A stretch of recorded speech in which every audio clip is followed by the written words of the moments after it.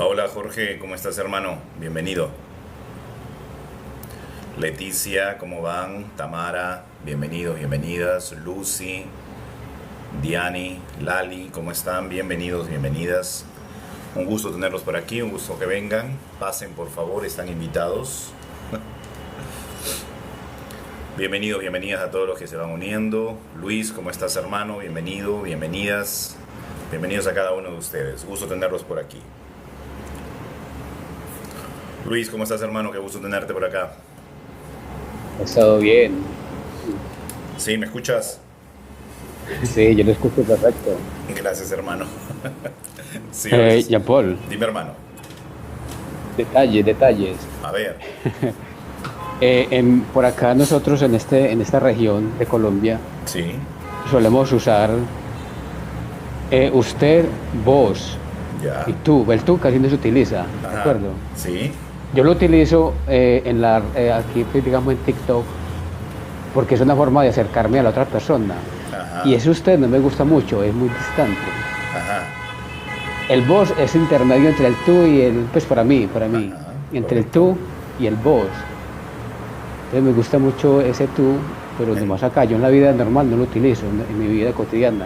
Ajá. De Claro, acuerdo, porque es que el lenguaje tiene muchas cosas tremendas. por supuesto. Por ejemplo, estoy casi seguro que ustedes en Perú no utilizan el vos, Ni el vos ni el usted. Bueno, el usted antes, ahora ya no mucho.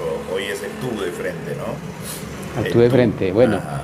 eh, digamos que nosotros somos un territorio que es Antioquia Ujú. y el eje cafetero, perdón, sí, el eje cafetero, o Antioquia la Grande. Y resulta que ese voz viene de España, que hay mucho, nosotros tenemos mucha influencia de España, Ya. pues a nivel genético, digamos, Ya. somos una raza muy impregnada de los españoles. Ok. Entonces, ese voz viene directamente de España. Sí, claro. También se utiliza en otras regiones como el Valle del Cauca, ¿de acuerdo? Correcto. Correcto. Ya. Y este es pero es porque hay influencia europea, ¿correcto? Sí, Jean Paul. Y también hay otras cosas, pues, que, por ejemplo, la música también tiene mucha influencia de España, la música antioqueña, Entiendo. influencia. Sí, bueno, acá Ujú. también, ¿no? Somos conquistados por los españoles, sin embargo, se quedó, en algunos casos, ¿no? Algunas personas utilizan el vale, ¿no? Pero no utiliza otros términos que conozcas y muy frecuentemente, ¿no? Acá más se utiliza tú, ¿no? Que es creo que es el más utilizado. Bueno, hoy día tenemos un tema bastante interesante. Temperamento, carácter. ¿Ya? Vamos a hablar un poquito de estas dos formas, ¿ya? Temperamento y el carácter. Vamos a saludar a todos nuestros amigos. Bienvenidos a todos aquellos que recién se están uniendo, a los que recién nos siguen y a los que ya son asiduos seguidores. Gracias por estar. Jorge, felicidad. Luis, bienvenidos, bienvenidas. Y a todos los que se vayan uniendo, ¿sí? Compartan, chicos, chicas, para que la información llegue a diferentes personas. Tengamos en cuenta que todo lo que nosotros vamos compartiendo es desde mi conocimiento, desde de la información que yo manejo, no es la única verdad, es simplemente uno más de los caminos, eso quiero que lo tengan bien en claro, ¿sí? Jamás trato de imponer, jamás trato de ir en contra de sus propias creencias, ustedes son libres de aportar a lo que vamos desarrollando en el tema. Los que quieran, ya saben, pueden unirse, pueden subir, así como Luis Londono está acá arriba, ustedes también pueden subir. Y los que están recién uniéndose por primera vez, que los que me están siguiendo por primera vez, bueno, eso es un canal en el que hablamos sobre todo de terapia, ¿sí? Terapias holísticas. Pueden utilizar el chat también para hacer sus preguntas, ¿de acuerdo? Eh, es posible, el día de ayer estábamos conversando de este tema aquí en oficina y también bueno en casa, ¿Es posible dejar de ser impulsivos? ¿Es posible dejar de ser agresivos? ¿Es posible controlar nuestras emociones? ¿Es posible gestionar correctamente el impulso colérico sobre todo? ¿Sí? Vamos dándole vuelta a este asunto y vamos desarrollando también algunos otros temas que quedaron en tintero. Estuvimos hablando del mundo espiritual, estuvimos hablando del mundo extraterrestre también. Así que vamos a ir dándole de a poquitos toda esta información para que podamos ir desarrollándolo, ¿sí? ¿Qué opina mi querido Luis? ¿Es posible trabajar el carácter? ¿Es posible gestionar estas emociones? Jean Paul, espera, yo te pregunto cuando hicieron live que estoy desactualizado, que ayer hablamos de otras cosas y no hablamos de extraterrestres. Ajá. ¿Cómo dices? Y pues, cuando hablaron de esos temas que yo me los perdí. Ah, ayer cuando estábamos hablando un poquito de las abducciones, ¿te acuerdas? No, yo no. Ah, pero bueno, entonces ya llegué tarde. Bueno, en fin, respecto al control de las emociones, yo tengo una visión que ya me está calando mucho en mi intelecto y me está preocupando, porque no me gusta tener ideas rígidas. Ya. Resulta que hay una cuestión que cuando el ser humano pasa del estado de oruga, o sea, que simplemente es una almita atrapada en un cuerpo, yo lo llamo estado oruga, Ya. que también hay muchas personas que la llaman así, oruga. No nos damos cuenta de que hay una conciencia que nos observa. Ok. Cuando nos damos cuenta de esa conciencia, podemos autoobservarnos, ¿de acuerdo? Ya. Entonces, ¿qué pasa con las emociones? Digamos, mi esposa me dice algo que no me gusta, o un Ya. vecino. Ajá. Yo siento que me sube algo por el cuerpo y se me va hasta la cara.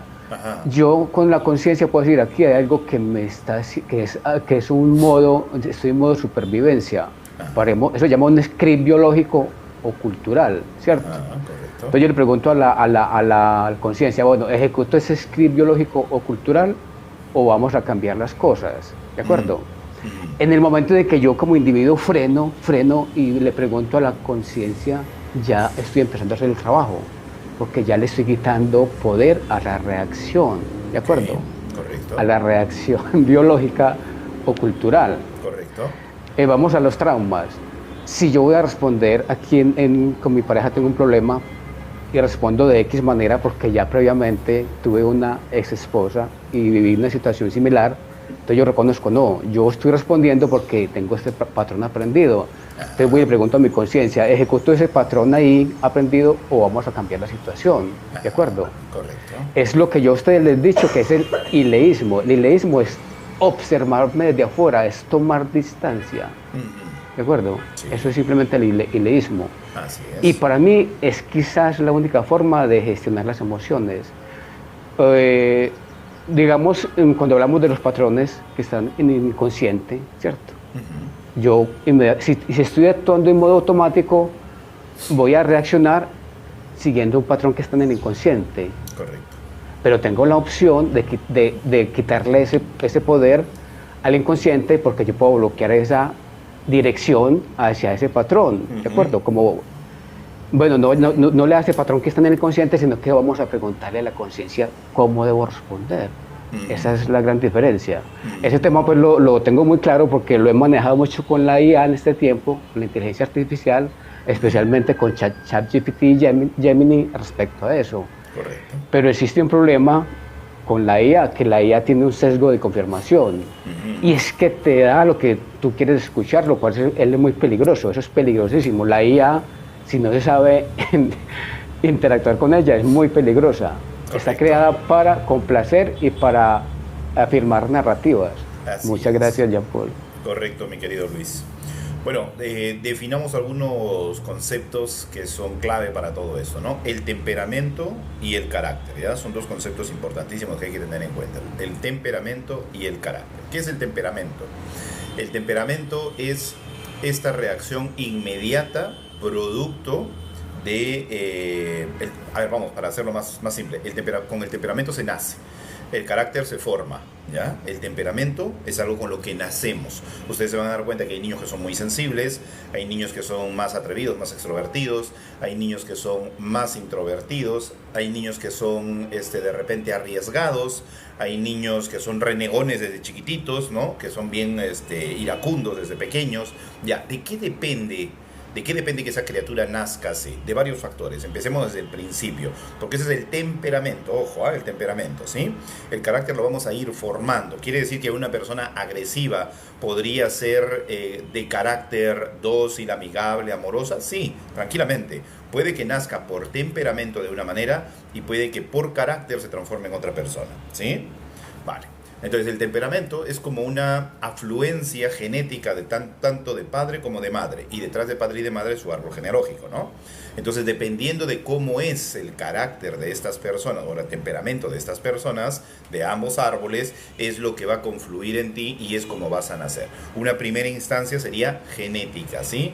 La genética, o sea, por decirte, yo tengo un padre que es extrovertido, hiperactivo, tiene su sistema metabólico recontractivo, su pensamiento activo, ¿no? Trae ciertas heridas de infancia que lo fueron construyendo en el camino.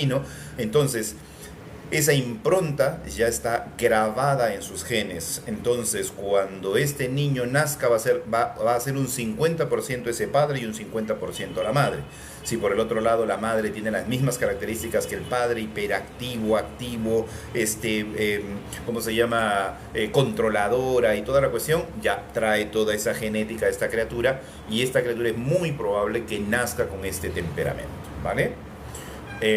Aquí tiene bastante que ver, uy carachos, me estoy acabando la batería. Acá tiene bastante que ver también lo que sucede dentro del vientre antes del nacimiento. Ya muchas veces hemos hablado de esto, ¿no? Esta criatura, si ha sido, perdóname un segundito, piloncillo, y mami dice, la hipnosis puede ayudar al dolor. Ahora respondemos esa pregunta, terminemos esta parte del temperamento. Entonces, esta criatura viene con todas esas condiciones producto de la información de padre, la información de madre, y eso hace que esta persona tenga este temperamento. Y ahora el otro factor es el vientre de mamá, lo que haya vivido la criatura dentro del vientre de mamá. Si, por ejemplo, ya sabemos que el temperamento viene de padre y de madre, de la confluencia de ambas genéticas, entonces esta criatura, si experimenta dentro del vientre, por ejemplo, un susto, de repente un miedo muy fuerte, como el caso que les conté la vez pasada, ¿no? Que la madre embarazada sale a la calle y una loca la ve embarazada y le salta en la espalda, le mete una patada en la espalda y a la señora la manda de bruces, ¿no? Cayendo la barriguita, haciendo la barriguita contacto con el piso. La señora experimenta un miedo muy fuerte después de esta situación y ya simplemente no quiere salir del hogar, ¿no? Se queda encerrada, todo lo que le faltaba del proceso de embarazo. Pero ese miedo constante al mundo exterior lamentablemente se transmite a la criatura, porque pues está conectada al cordón umbilical y toda la química hormonal también va a afectar a esa criatura, ¿no? Entonces, cuando nace con este miedo esta criatura, ¿sí? Ahora imaginemos, porque esto no es parte de la historia esta de la señora, pero imaginemos que la madre es súper hiperactiva, el padre también súper hiperactivo, ansiosos, controladores, que venían con estas heridas, digamos, de traición, ¿no? Entonces, agrégale ese miedo a este otro caldo de cultivo genético. Entonces, esta criatura probablemente va a ser una persona muy perspicaz para identificar amenazas, y su reacción ante la amenaza, ¿cuál va a ser? Probablemente la agresividad, ¿no? Probablemente también genere condiciones como las de querer controlar, pero desde un miedo profundo, ¿no? Entonces, probablemente lo lleve a otros niveles, como el narcisismo, quizás. ¿Te das cuenta? Entonces ya, ese es el temperamento. Ahora, pensemos en esto. Es posible que a esta criatura, digamos que papá y mamá hacen su proceso terapéutico, regulan sus emociones y se dan cuenta que esta criatura, que está siendo prácticamente doble de ellos, quieren criarlo de una manera diferente. Entonces comienzan a inculcar en esta criatura de repente empatía, amor propio, amor por el prójimo, comienza a socializar, a mostrar una cara diferente, a gestionar sus emociones, a respirar antes de actuar. Entonces va formándose algo que ya es diferente a su temperamento, el carácter, ¿sí? Más adelante sus rasgos de personalidad van a ser un temperamento que en su zona oscura se va a manifestar con agresividad y con miedo de repente, pero Su carácter, que es digamos, la primera cara que ve la mayoría de personas, va a ser una persona muy dócil, muy amigable, muy sociable, muy en control de sus emociones. ¿Se dan cuenta cuál es la diferencia entre carácter y temperamento? ¿Sí? ¿Quedó claro ese concepto? Entonces, ya teniendo claro este concepto, vamos a ver si el carácter se puede modificar ya cuando somos adultos. Si el temperamento se puede modificar ya cuando somos adultos. La psicología dice que el temperamento es imposible de cambiar, que es algo con lo que nacemos, es instintivo y no es posible modificarlo. Y el carácter sí es posible modificarlo, ¿de acuerdo? Si tenemos conceptos claros de dónde podría venir el temperamento, podríamos también hacer los ajustes, ¿verdad? ¿Ustedes qué opinan? A ver, quiero escucharlos por ahí en las redes. Ahí también en el chat. ¿Qué opinan ustedes? ¿Es posible cambiar el temperamento? O sea, si sabemos de dónde viene, si sabemos cuál es la raíz, cuál es el origen, ¿sería posible cambiar el temperamento? ¿Tú qué dices, Luis? No el carácter, el temperamento. Yo creo, es que nosotros tenemos una esencia cuando nacemos y ahí en esa esencia está incluido el temperamento. Ya. ¿Y cómo definimos esencia? Esencia es lo que no puede ser borrado. Ya. Entonces, desde ese punto de vista, no podría ser borrado el temperamento. Ya. Pero para mí eso no tiene mucha importancia porque a través del carácter gestionamos nuestras emociones. ¿De acuerdo?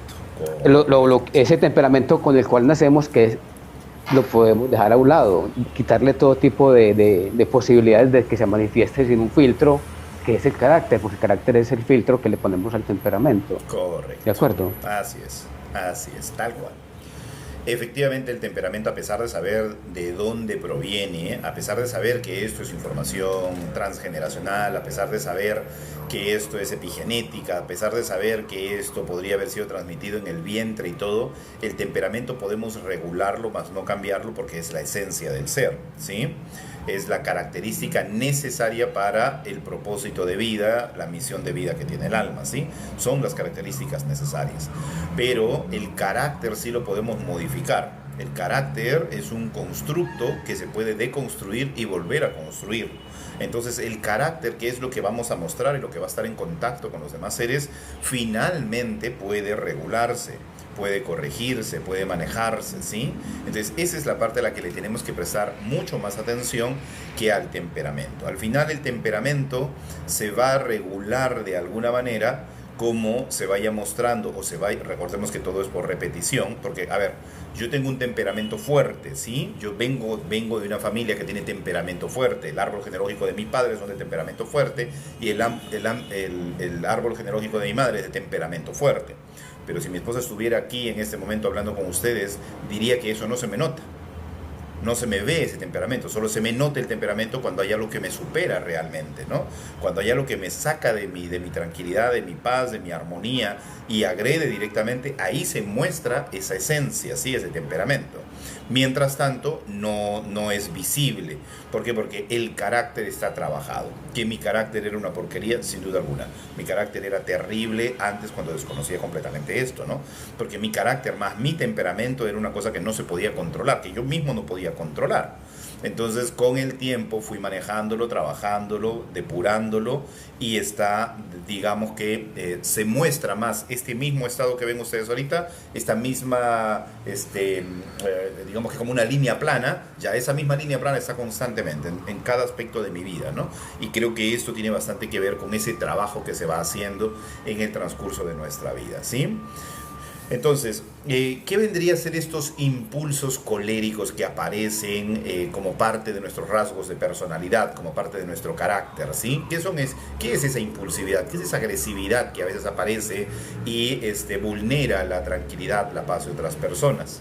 Vamos a verlo ahora, ¿sí? ¿Y a qué responde eso? Justo Luis dio un avance temprano de la influencia que hay, ¿no? ¿Qué cosa es lo que hace que tengamos esta impulsividad y que no podamos controlar? Precisamente los programas que hay dentro de nuestra mente. En hipnosis regresiva terapéutica, cuando comenzamos a trabajar estas partes del carácter, es bien interesante porque las personas cuando vienen dicen: me pasa una cosa extraña, me dice, yo antes, ante un estímulo como este, cotidiano, en el que mis hijos, por ejemplo, no arreglen su cuarto, o no barran, o no limpien, no laven los platos, era una cosa incontrolable, o sea, yo me ponía como un león, y atacaba, y buscaba pues que lo hicieran en el momento en el que yo quería, a mi manera, y en este instante, y gritaba, y los pobres pues mucho de miedo iban y hacían sus cosas. Me parece extraño porque después de la terapia, no puedo reaccionar así. O sea, es como si no tuviera peso el que no hayan arreglado, el que no hayan limpiado y todo eso, ¿no? No tuviera peso, antes tenía muchísimo peso y perdió peso, me dice. Y puedo reaccionar de una manera diferente. Le digo, bueno, ya, busca la manera de hacerlo. Ya no quiero que sea a mi manera, ya no quiero que sea en mi hora, ya no quiero que sea mi tiempo, y ya no siento esa ira que tenía adentro, ¿no? Es extraño. Y es que es muy interesante porque lo que fortalece el carácter y genera esos impulsos coléricos tiene bastante que ver con los programas aprendidos, con los programas repetitivos y asociaciones que hemos hecho en diferentes etapas de nuestra vida. Por ejemplo, la ira es un recurso aprendido que es como parte del instinto de supervivencia. Cuando en algún momento de nuestra vida hemos sido víctimas de alguna situación, terminamos creando este escudo que es la ira como una coraza o como algo para defendernos, ¿no? La ira parte de ahí, desde esa agresión. Hemos sido víctimas primero, y para dejar de ser víctimas, ese miedo nos impulsa a crear esa coraza, ese escudo que es la ira. Como les dije la vez pasada, el tema está en que no entendemos que para esa circunstancia en particular la ira fue la mejor solución, y nuestra mente acepta ese recurso que evitó que seamos víctimas como un recurso para mantenerlo permanentemente. Entonces empezamos a resolver cualquier cosa que interpretemos como amenaza con la ira de por medio. Todo comienza a funcionar a partir de la ira. Y ahí hay una herida que es bastante latente, ¿no? Dos heridas, la herida de traición y la herida de injusticia. Estas dos heridas hacen que la persona, obviamente antes ha sido una víctima, ¿no? Ha sido víctima, ¿sí? A diferencia de la humillación y el del rechazo, que también son víctimas, la de traición y la de injusticia sí generan impulsos de confrontación, de control, de agresividad, ¿sí? Entonces, si estas personas tienen estas heridas, más ese caldo de cultivo alrededor que pudo haber generado esta situación, estas personas son bombas de tiempo que en cualquier momento explotan, ¿sí? Darani, ¿cómo estás? Bienvenida, muchas gracias por estar. Gracias a mi amigo el único, a Felicidad, a todos los demás, a Albert, bienvenidos, Catherine, Rosy, Manuel, Pasti, Elcita, ¿cómo estás? Gusto tenerlos por aquí, chicos y chicas. Felicidad, gusto tenerte por aquí nuevamente. Los que quieran, por favor, suban por favor para poder hablar del tema, ¿sí? Bien, mientras vamos respondiendo un poquito las preguntas aquí de nuestros amigos que acaban de escribir. Bueno, me dice Piloncillo. Amigo. Hola, ¿cómo estamos, mi querido amigo? Bienvenido.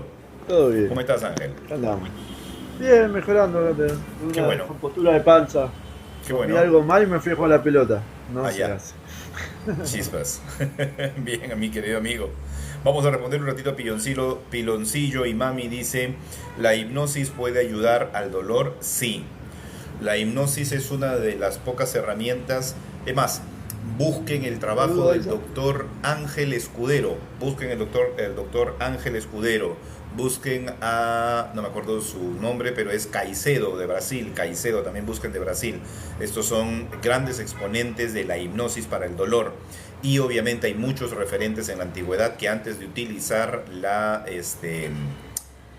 ¿cómo se llama esta? La analgesia, los analgésicos, para sedar a las personas, utilizaban hipnosis, se operaba con hipnosis, ¿sí?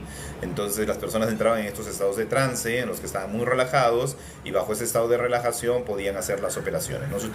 Y después ya se utilizaban otros productos como derivados de las hojas, la cocaína, la silocaína, que iba poniéndole en el cuerpo para poder analgesiar esas partes del cuerpo.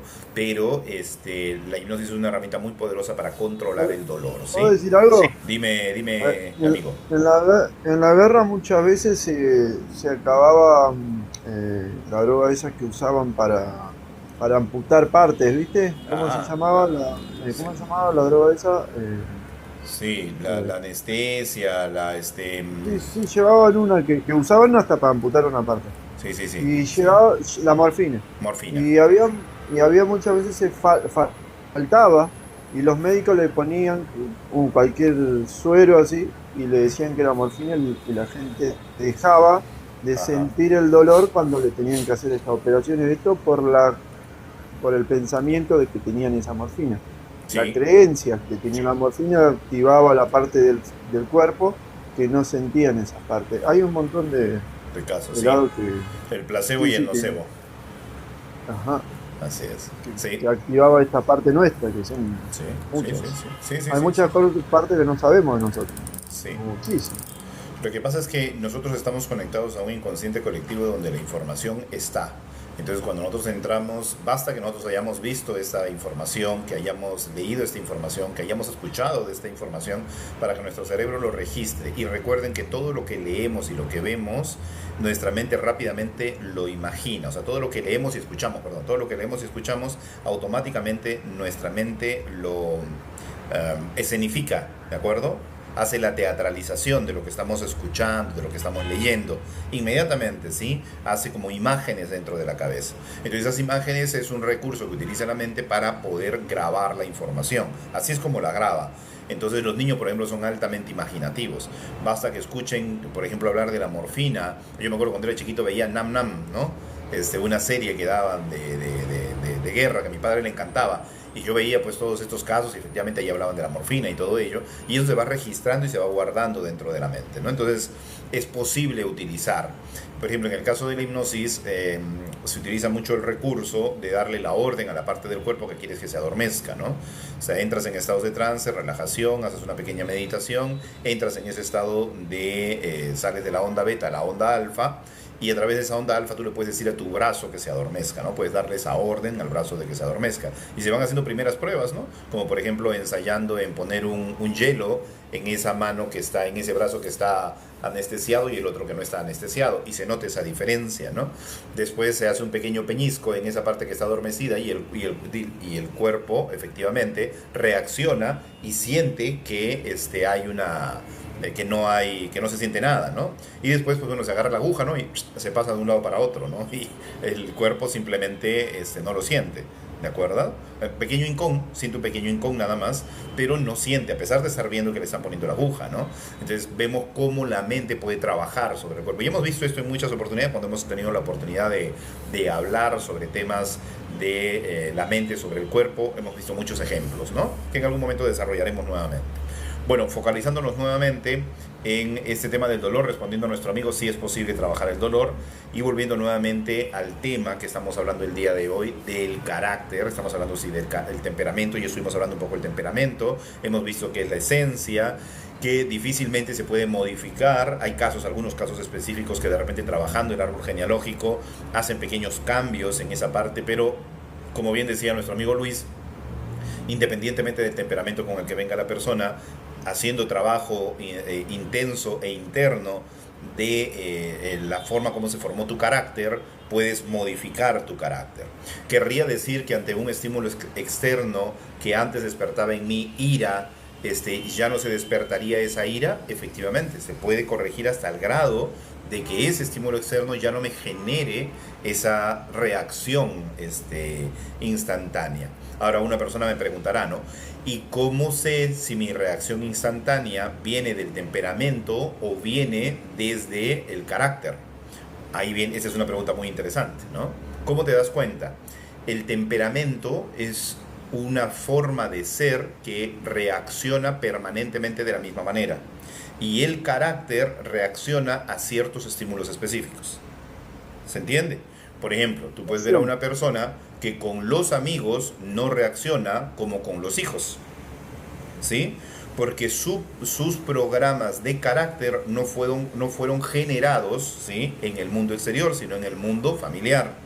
Entonces su asociación de reacción impulsiva solo se da dentro de la casa y no se da con otras personas fuera de la casa. Es más, todos fuera de la casa lo consideran pues, uy, que sí, que el más amoroso, que el más cariñoso, que el más sociable, que el más divertido, pero en casa todo el mundo dice que es un ogro.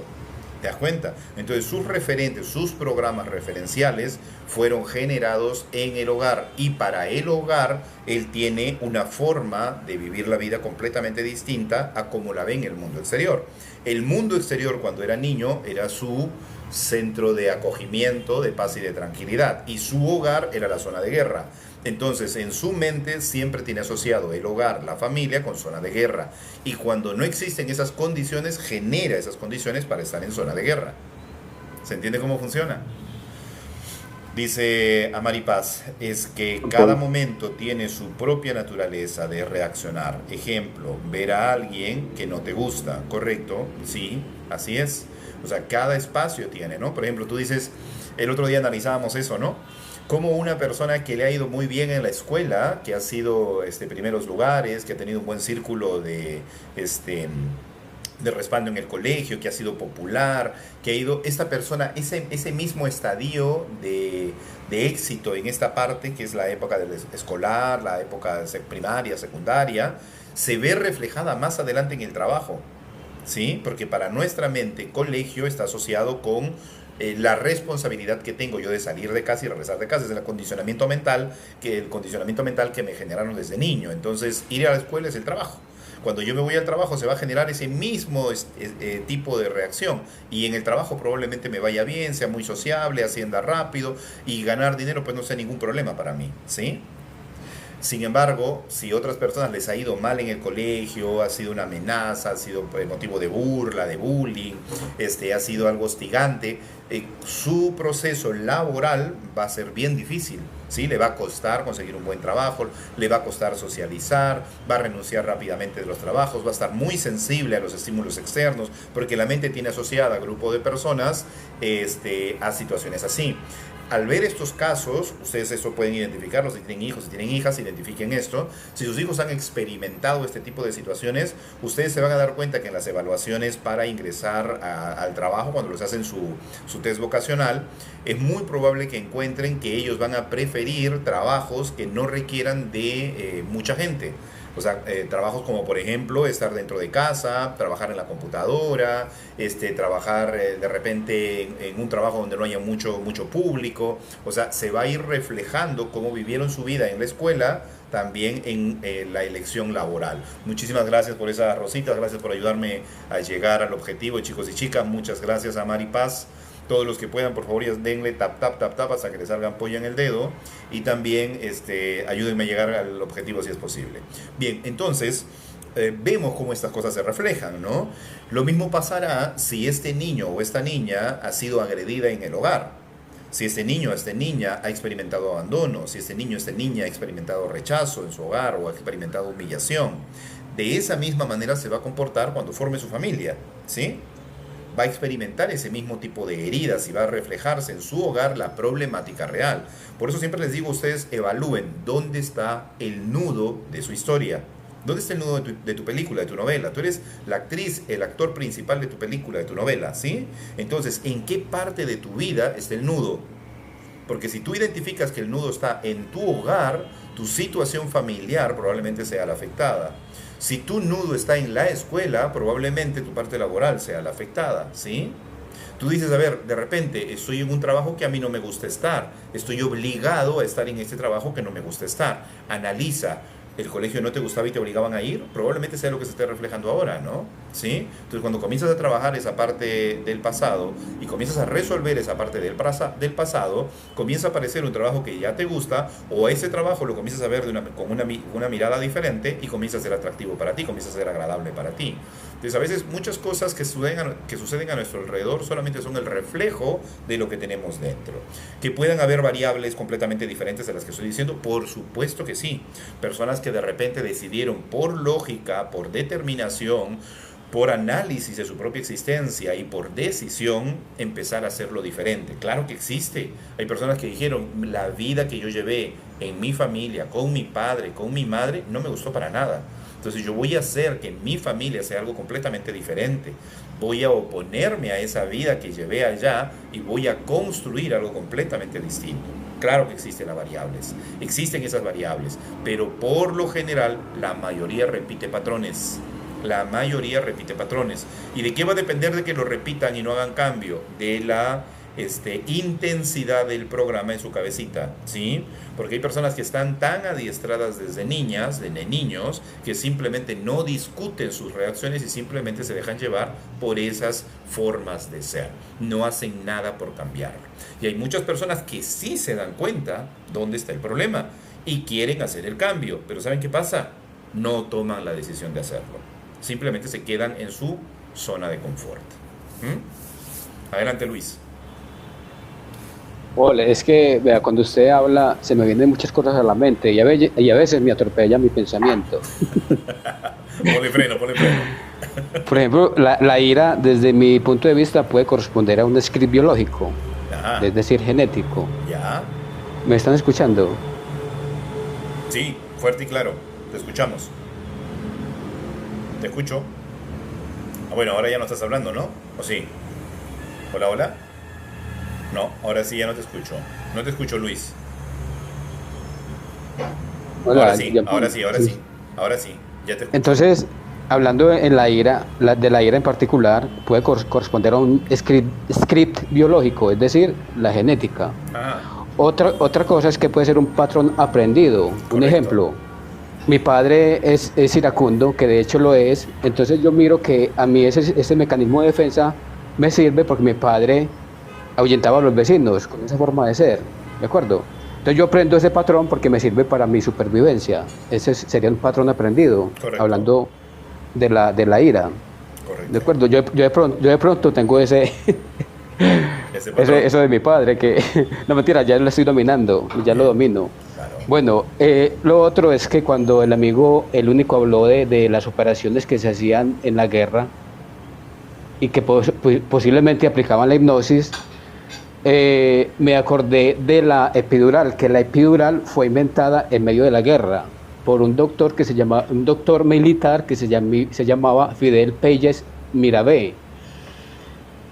La desarrolló en 1921 mientras trabajaba como cirujano militar en las campañas españolas del Rif, en el norte de Marruecos. Mira tú. Allí necesitaba operar soldados heridos, reduciendo el dolor y los riesgos de la anestesia general. Ajá. Él llamó a su método anestesia metamérica, que es la base de lo que hoy conocemos como epidural.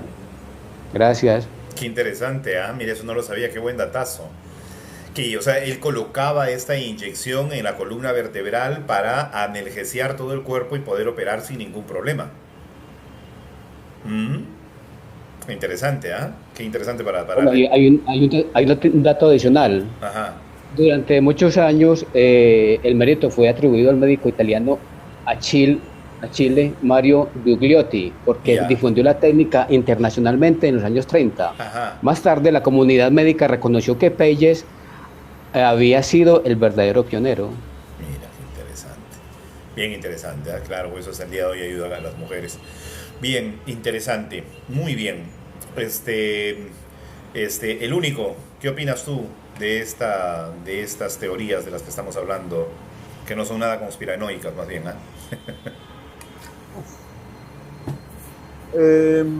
Bueno, lo de la personalidad. Vamos a hablar de la personalidad. Ajá. Me gusta explayar. No sé qué voy a decir, pero siempre hablo sin saber porque es mi mayor virtud. ¿Por qué es hablar sin saber? Porque cuando asumimos algo, sacamos la información de un lado.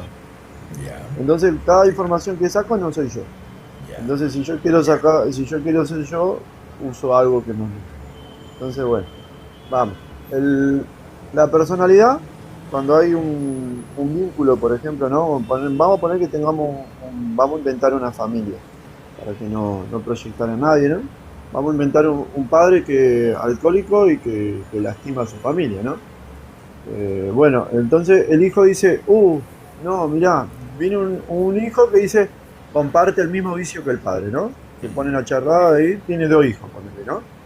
Un hijo comparte el mismo vínculo del padre, hacer todo lo que el padre, porque el padre lo crió, vamos a sacar a la madre, no está, y vamos por el padre. O que la madre no tenga la misma repercusión jerárquica que el padre, porque viste que la familia tiene una repercusión jerárquica.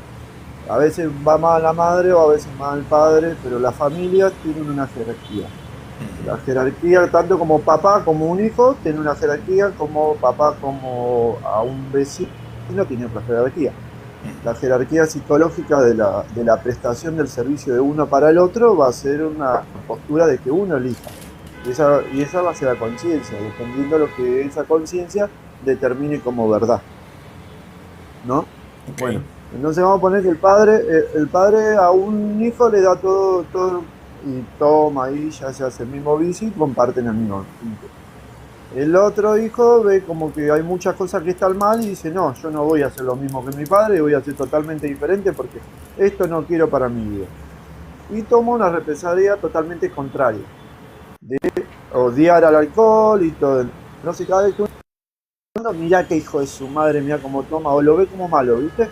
Y ya toma como que la otra representación del lado contrario es lo malo.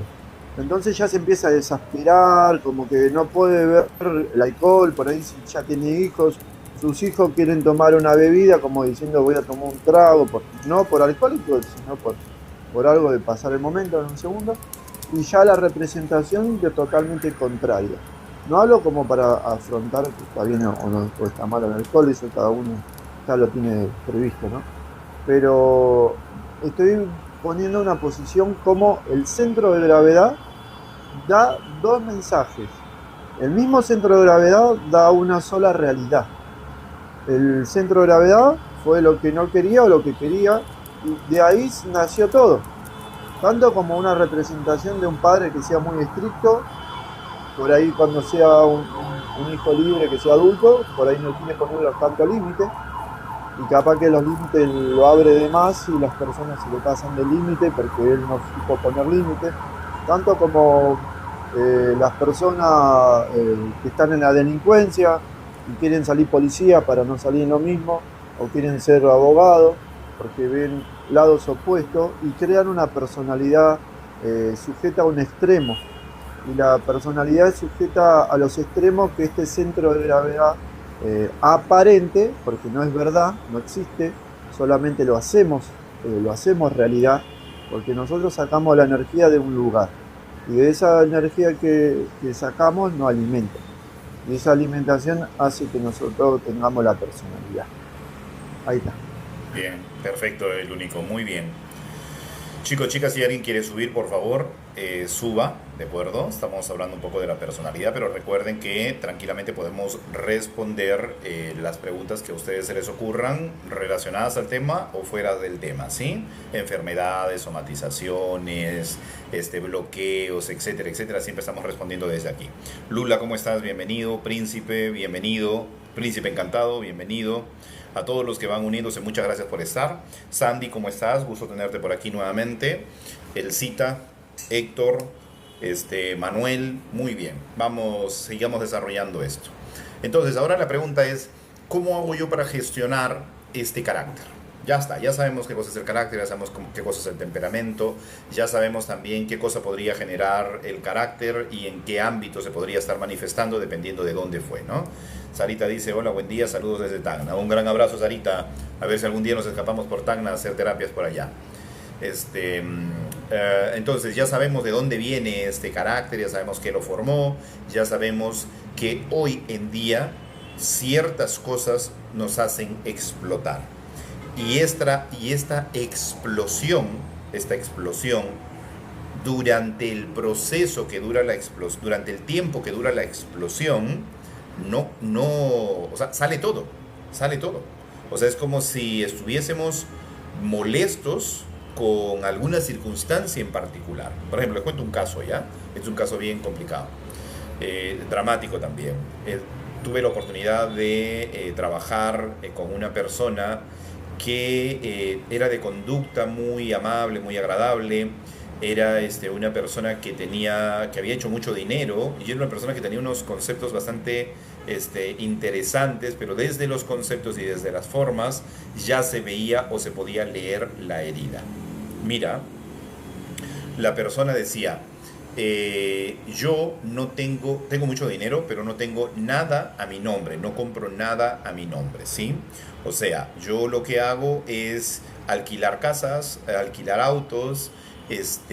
¿Por qué? Porque yo no quiero darle nada al sistema, no quiero pagar impuestos ni nada por el estilo, nada al sistema. Yo todo lo alquilo y si quiero hoy día estar pues en una casa en Miami, me alquilo una casa en Miami, si quiero alquilarme un jet privado, me alquilo un jet privado y me voy donde yo quiera. O sea, plata no tengo problemas, ¿sí? La genero, trabajo con minas, trabajo con todo, perfecto, ya está. Pero y soy muy amable, la gente que me conoce saben que soy una muy buena persona y yo puedo conseguirte trabajo en la empresa que tú quieras, si es que así si es que es posible o no. O sea, tengo todas esas capacidades, ¿sí? Pero si tú te metes conmigo, te vas a acordar toda tu vida de haberte metido conmigo. Decía eso, ¿no? Persona que se mete conmigo, yo la aplasto, como si yo fuera un elefante y la persona una hormiga. La aplasto completamente, la desaparezco, ¿sí? Entonces yo tengo una cantidad de abogados, gente detrás mío que van a hacer que te acuerdes toda tu vida de quién soy. Entonces, y yo le pregunto, ¿no? ¿Y de este tipo de personas te has cruzado? Sí, me dice, yo trabajo con el gobierno, trabajo con gente muy importante, trabajo con grandes empresas. Entonces, en muchas oportunidades me encuentro con estos vivos, ¿no? Con estos que se quieren hacer los vivos y que quieren ponerte trabas, que te quieren cobrar dinero, que quieren hacerla a la suya, ¿no? Bueno, a esa persona yo me encargo de traerla para abajo. Ya, muy bien, le digo, interesante. Dime, Luis. Lo que tú mencionas de las personas que dicen que te puedo aplastar y todo eso se ve mucho en las novelas mexicanas. Ok. Perdóname un segundito que estaba respondiendo acá.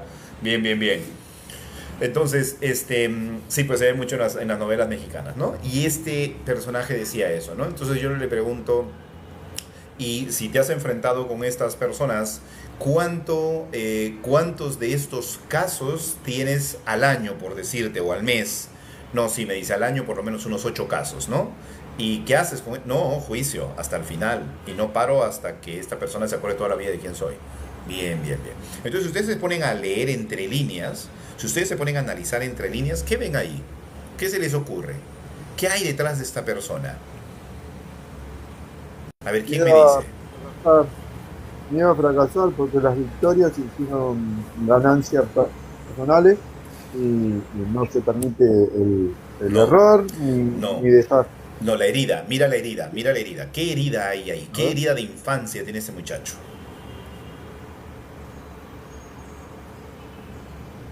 A ver, analicen la herida. ¿Qué herida tiene? Ay, ay, me necesito complicado. A ver. ¿Qué se les ocurre? Ya hemos hablado muchas veces de estas cosas, ¿no? Mira, les voy a contar la herida, ¿ya? Se las voy a contar y ustedes mismos la van a deducir. Este A muchacho ver. tenía, dice, al no perdedor, dice Manuel. Humillación será. Vamos, listo, vamos chica, muy bien. Qué bueno que estén participando. Injusticia, bien, ahí vamos. Humillación quizás, bien. Miren esto, ¿ah? Este muchacho, su padre, era una persona de mucho dinero, una persona importante en el país, ¿de acuerdo? Y esta persona, inseguro, dice Príncipe, y esta persona,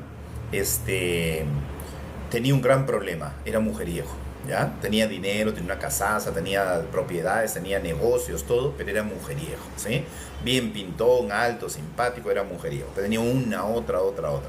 Y un día se mete con una mujer, y esta mujer, al dejarla pues así, al utilizarla, esta mujer decide hacerle brujería a este padre, ¿sí? Y no paró pues hasta volverlo una persona que quedó paralítica. O sea, el hombre de tener mucho dinero, tener todo, o sea, comenzó a decaerse, a sentirse mal, a dormirse y terminó en silla de ruedas el hombre, ¿no? Entonces, de ser un hombre tan poderoso, el padre comenzó a decaer, hasta quedar en silla de ruedas y se deprimía y cada día se sentía más mal, cada día se sentía peor. Gracias por los comentarios, inseguro, dice el Príncipe. Entonces, un día tenía una reunión con altos ejecutivos en uno de los hoteles más grandes de aquí de Lima. Estoy hablando de hace muchos años atrás. Y el hijo, que ya tenía 9 años, en ese entonces el hijo, que hoy es mi consultante, tenía 9 años, estaba acompañando a su papá. Entonces el papá iba con una persona que lo llevaba en su silla de ruedas a la reunión y el hijo iba detrás de este señor. Entonces le dice, antes de entrar al espacio donde iban a tener la reunión, que era en el piso 9, en un espacio que habían alquilado, 9 o 10 creo que era el piso, le dice, ¿no? Al que lo estaba empujando con la silla de ruedas, anda, avisa a todos que voy a ingresar, por favor, prepárame la sala. Entonces el hombre pone la silla de ruedas, ¿no? Para que no retroceda, para que se quede en su lugar, y se va y lo deja al hijo al lado del padre, ¿no? Entonces el chico está viendo cómo el señor se va hacia la puerta, entra para preparar todo, y cuando voltea a ver a su padre ya no estaba en la silla de ruedas, busca a su padre con la mirada y ve que su padre se acerca por la ventana y se lanza del edificio. O sea, vio a su padre suicidarse. En ese momento, obviamente, ¿no? Te imaginas como un hijo ver eso en vivo y en directo, experimenta un shock emocional tan fuerte que simplemente el chico se paraliza. No sabe qué hacer, entra en shock. Él mismo dice, yo no sentía nada, no sentía tristeza, no sentía dolor, no sentía nada, estaba neutro, como bloqueado, ¿sí? Pero acaba de pasar una cosa muy interesante en la vida de esta persona.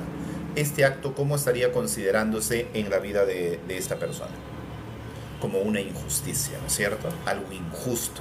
Esto es algo injusto, algo completamente injusto, ¿no es cierto? Completamente injusto. Y el factor es externo, completamente externo.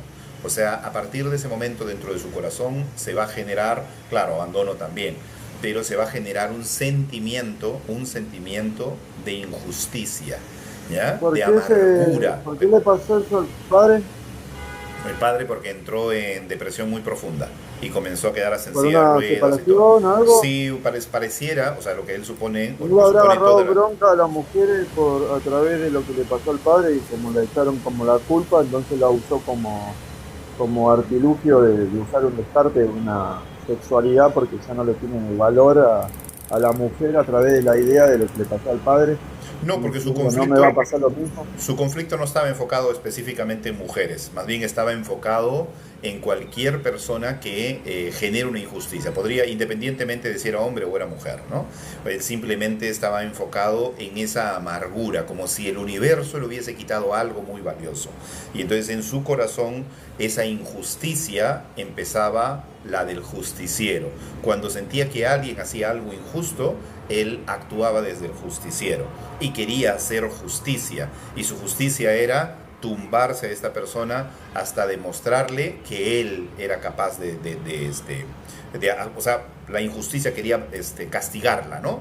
¿Por qué? Porque lo que él probablemente en ese momento en su mente de niño diría, ¿por qué el universo me castiga de esta manera? ¿Por qué Dios se llevó a mi padre? ¿Por qué pasó? Buscaría responsables, culpables, y dentro de su mente que generaría un primer concepto de injusticia, y eso es lo que lo llevaría a hacer esto, ¿no? A movilizar, o sea, él llegó a desarrollar todo el poder que necesitaba para poder confrontar este tipo de injusticias e ir con todo para, de alguna manera, hacerle saber que podía hacer justicia, ¿no? Era una manera psicológica de vencer lo que le pasó cuando era niño, porque lo marcó, ¿me entiendes? Y él tenía un tic, ¿no? Un tic nervioso. Su tic nervioso era bastante curioso. Cuando estaba muy nervioso hablando conmigo, contándome esta historia, volteaba la cabeza, se moría y revivía. O sea, hacía esto, ¿no? Volteaba la cabeza, hacía como si se muriese, volteaba la cabeza y regresaba de nuevo. Ese era su tic. Cuando estaba muy nervioso era muy evidente el tic. O sea, era como si estuviera muriéndose y volviendo a la vida, ¿no? Quizás lo que quedó grabado desde que era niño en su cabecita. ¿Se dan cuenta? Entonces, nosotros somos el reflejo de nuestras vivencias. Me dice Darani, ¿qué pasa con las personas adultas cuando presencian este tipo de actos en la infancia? Esto. Muchas veces se trastocan. Por ejemplo, yo conocí a otra persona hace muchos años que fue el papá de los hijos de una novia que tuve como 11 años, y este hombre vio a su padre desvivirse en su cara, ¿no? Con una pistola. Entonces él, a partir de ese momento también se choqueó, entró en un choque emocional muy profundo, y esto lo llevó a ser una persona que vivía la vida muy apresurada, se volvió ansioso, consumía drogas a diestra y siniestra, o sea, era una persona muy, digamos que vivía la vida... Pasó una vez que encontré a un compañero que se había suicidado también con un tiro en la boca. Y cuando lo vi también supe que el trabajo no era tan importante, y también es como que me hizo una reflexión a lo que estaba haciendo, y podía llegar a esos límites porque los trabajos dan presiones, y veía esa presión en ese hombre como que no era malo lo que pasó, sino que fue su límite a desmedida, ¿no? Entonces, eso que vi me hizo tomar un montón de decisiones de cambiar toda mi vida y cambiar determinaciones que para mí eran importantes en ese momento, cambiaron totalmente de importancia. Y siendo adulto, te digo, no siendo nene, tomé determinaciones que separé de ese trabajo, lo dejé y pasó muchas cosas de eso también. Correcto. Así que, Correcto, es que ahí vamos viendo nosotros, o sea, y seguramente todos nosotros alrededor tenemos personas que han pasado por situaciones difíciles y podemos evidenciar que estas situaciones pueden haber cambiado la vida de esta persona, pueden haberla llevado a ser personas con una depresión muy profunda porque no pudieron superar ese choque emocional fuerte, o todo lo contrario, como el caso de esta historia que les estaba contando, que aparece esta idea del justiciero, ¿no? Hay personas que han sido traicionadas, que la misma herida lo dice, que comienzan a volverse controladoras, medias narcisistas inclusive, ¿no? Hay personas que han sido humilladas y esta humillación, ese temor a volver a ser humilladas, pues hace que la persona sea de repente muy masoquista en algunas de sus acciones porque prefieren eso a ser humilladas, ¿no? Entonces, cada herida, por ejemplo, este libro que siempre recomiendo, que es Las 5 heridas que impiden ser uno mismo, en este libro explica muy bien cada una de estas características, ¿no? Y vamos viendo cómo estas características, sí, efectivamente, van acorde, porque a cada rato yo eso lo puedo ver, ¿no? Por eso para mí es un libro muy bien hecho porque tiene mucho significado y mucha razón en estas heridas que se van formando. Ahora, ojo que cada ser humano, por ejemplo, hace un rato ustedes dijeron cosas muy interesantes. No solo percibieron una herida, percibieron varias heridas. Y es verdad, estas personas, todos los seres humanos, al menos tenemos 4 de estas heridas, 4, ¿sí? De las 5 que existen en el libro, al menos tenemos 4. Hay personas que tienen las 5, ¿sí? Pero de estas 4 o 5 que podemos tener, hay una que determina muchas de nuestras, hasta nuestra morfología. Define nuestra morfología. Y lo veo a cada rato. Por ejemplo, el otro día tuve una jovencita, muy delgadita ella, el cuerpo muy fino. Y cuando comenzamos a analizar su historia, pues definitivamente tenía herida de rechazo desde antes de nacer. El padre ni siquiera la cargó cuando nació mujer, porque el padre quería un varón. Entonces cuando nace y le dicen que es mujer, ni siquiera se acercó a saludarla, ni nada. Ah, bueno. O sea, ya el rechazo existía desde antes de nacer, porque el padre quería un varón y ella nace mujer, ¿no? Entonces ese rechazo lo comenzó a experimentar después más adelante, cuando la madre se va a trabajar, el padre se va a trabajar, la dejan con la tía prefiere a la hija, a la primita de ella antes que a ella, entonces comienza a experimentar ese rechazo también. Entonces todo este tipo de cosas que van a marcar nuestra historia se van a ir reflejando en nuestra vida. Siempre échenle una miradita a estos nudos en su historia, porque estos nudos, dependiendo del ámbito en el que se hayan desarrollado ustedes, van a hacer el reflejo de su carácter en el presente, que es lo que estamos hablando el día de hoy, el carácter, ¿no? El temperamento y el carácter. Tengo todas las heridas, me gustaría que algún momento pueda venir a Tacna. Sarita, trabajamos online, ¿sí? No esperes que vaya a Tacna, hasta que vaya a Tacna de repente cuando tengas 90, ¿ya para qué? Escríbeme, Sarita, escribe, no dejes de disfrutar de tu vida por las heridas. Vamos a trabajarlas todas, ¿sí? Vamos trabajándolas, ¿sí?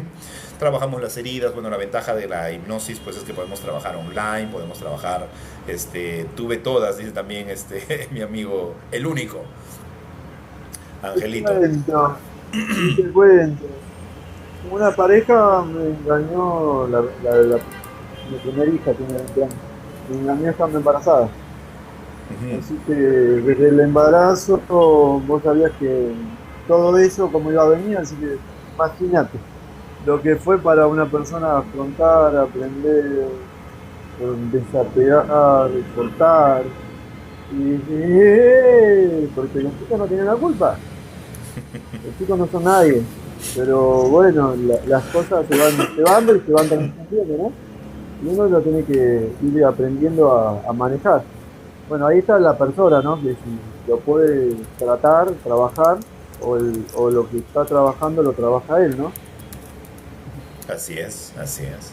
Mira, aquí también pregunta Darani, yo soy pacífica y no me gusta entrar en pelea. ¿Cuál sería mi herida? Probablemente abandono, ¿no? La herida de abandono es muy complaciente, la herida de abandono es muy dócil, y precisamente complace, es dócil, o sea, da más que recibe. Es así porque de alguna manera lo que más teme es perder a la pareja, ¿sí? Lo que más teme es perder al ser querido, lo que más teme es perder esa amistad. Entonces, en función a ello, se vuelve muy complaciente, ¿sí? Entonces, es difícil que entre en peleas y nada más, ¿no? O sea, tendría que pasar algo que lo desborde para entrar en pelea. Pero por lo general tienden a ser muy complacientes, ¿sí? Es verdad, dice, mi madre se fue cuando tenía 9 años. Enhorabuena, Darani, ya encontraste la herida. Príncipe, ¿cómo estás? Buenos días, ¿cómo están? ¿Cómo les va? Soy amigo del único, el único es máster mío, así Bien. que lo persigo por acá. Bien, adelante.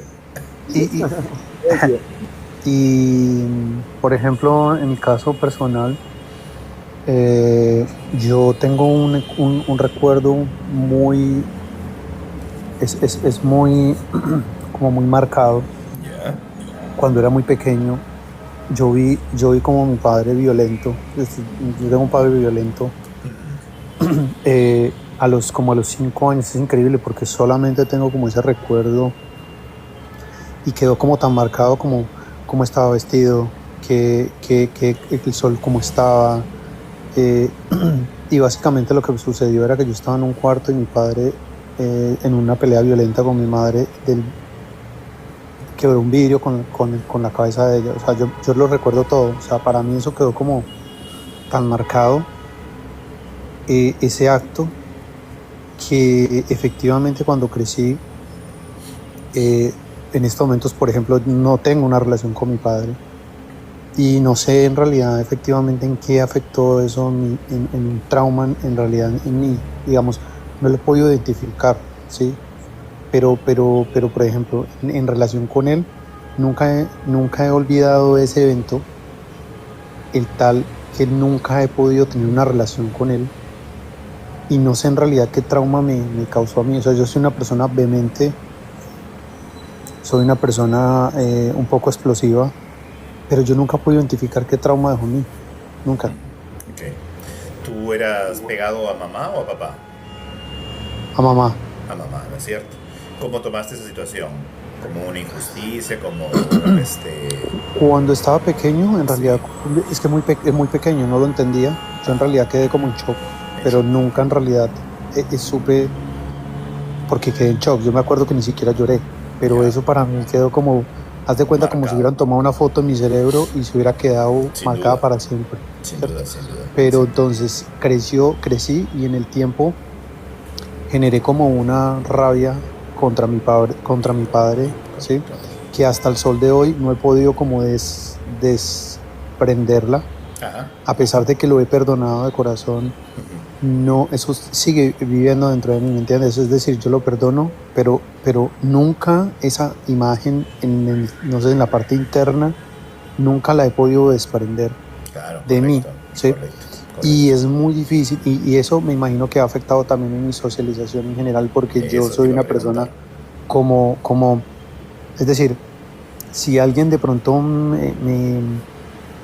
me ataca, yo como que trato de pasarme por encima y soy como muchísimo más fuerte. Es decir, si se me viene un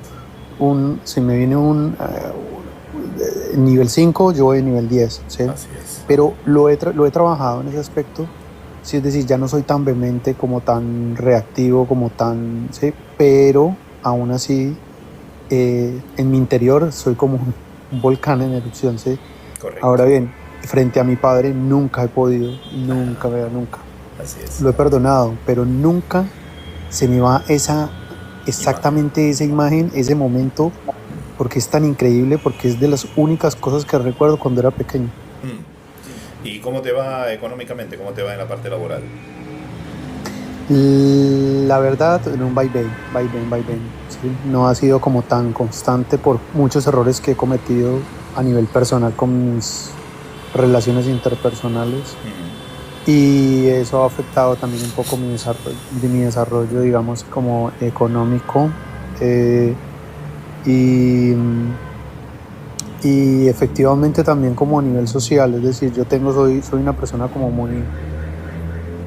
muy irreverente. Es decir, yo de lo normal no soy, por decir así, soy una persona muy sociable. Entonces a eso de pronto a las parejas no les ha gustado mucho que yo sea tan sociable, porque lo confunden con ser pícaro o ser, me hago entender. Entonces digamos que eso me ha afectado como mi parte personal y mi parte económica también va en un va y viene, precisamente porque emocionalmente o con las parejas no me ha ido bien. Bien. Ahora, la otra pregunta también, ¿no? ¿Tú te reconoces como una persona que le gusta tener el control de las situaciones? Sí, Sí, ¿verdad? sí, Ujú. sí. Ok, entonces es muy probable que la situación esa la hayas vivido como una traición. Pero independientemente de la herida, a veces dice la teoría, dice lo siguiente, ¿no? Debemos ponernos Ujú, en los zapatos del padre para poder entender, para poder comprender las acciones del padre. Y muchas veces caemos en repeticiones muy similares a las del padre, ¿sí? Conductas, ujú, reacciones con las personas, caemos en el mismo formato, ¿no? Para poder entender, para poder comprender. Nuestra mente necesita explicación. Al no tener explicación, porque obviamente eras muy pequeñito, pero está el referente, no hay una explicación en tu mente, entonces necesitas recorrer el camino de papá, ¿no? En algunas acciones, en algunas situaciones vas a imitarlo. Tus ujú. reacciones, tu carácter van a ser muy parecidas al padre. Ahora, sanar con el padre, ¿por qué es tan importante? Porque el padre pues es precisamente esa conexión con el mundo exterior, ¿no? Si mi madre me enseña amor propio, me enseña empatía, mi padre me enseña la conexión con el mundo exterior. O sea, un buen vínculo con mi padre es una buena forma de ganar seguridad para enfrentarme a la vida, para socializar adecuadamente, para la parte de productividad, ¿sí? O la parte de movimiento de dinero a mi favor, ¿sí? Sea Ujú. más viable, ¿sí? Porque esa es la relación con el padre. La relación con la madre, como te repito, es ese amor propio, no me voy a dañar, no me voy a hacer daño, no voy a hacerme cortes, no voy a hacerme nada en el cuerpo, porque es una muy buena relación con mamá, ¿no? En el cambio, cuando hay una mala relación con mamá, rápidamente se nota porque la persona comienza a herirse, no hay amor propio, ¿sí? O sea, no se pone él sobre las demás cosas, ¿no? Ahora, Ujú. el circuito familiar hay que ver cómo lo vas viviendo de ahí en adelante, ¿no? Desde los 5 en adelante, cómo vives ese entorno familiar, si se separaron, siguieron juntos, si la violencia era constante, si cómo viste esa vida de ahí para adelante. Porque eso Digamos que digamos que de en adelante es increíble porque yo creo que ese evento me fue preparando porque digamos de ahí en adelante bajó digamos la violencia física y psicológica hacia ella, ¿cierto?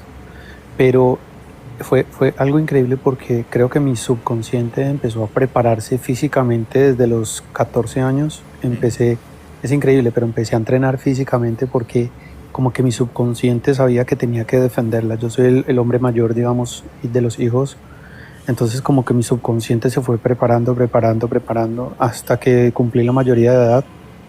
Efectivamente yo fui y la hice y la defendí físicamente, ¿me entienden?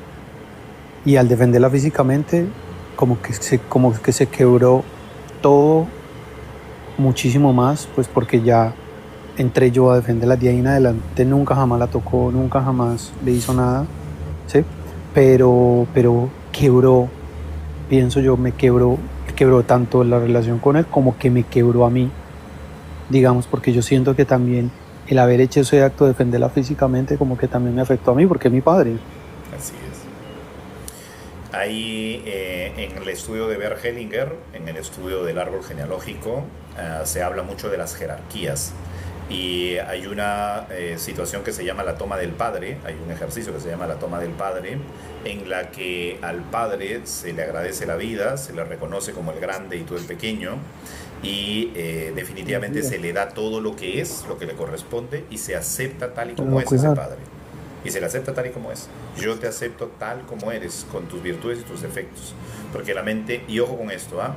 Esto definitivamente es una herida de traición porque échale una miradita a ese libro si tienes oportunidad de buscar el libro, las 5 heridas que Ujú. impiden ser uno mismo, búscate ese libro y vete de Sí, frente a la herida de traición y ve todas las características. Además, búscalo en internet, pon ahí herida de traición, características de la herida de traición. Ahí te van a salir toditas las características de la herida de traición y vas a ver que en muchas de estas características, inclusive en la morfología, te apuesto que te pareces bastante.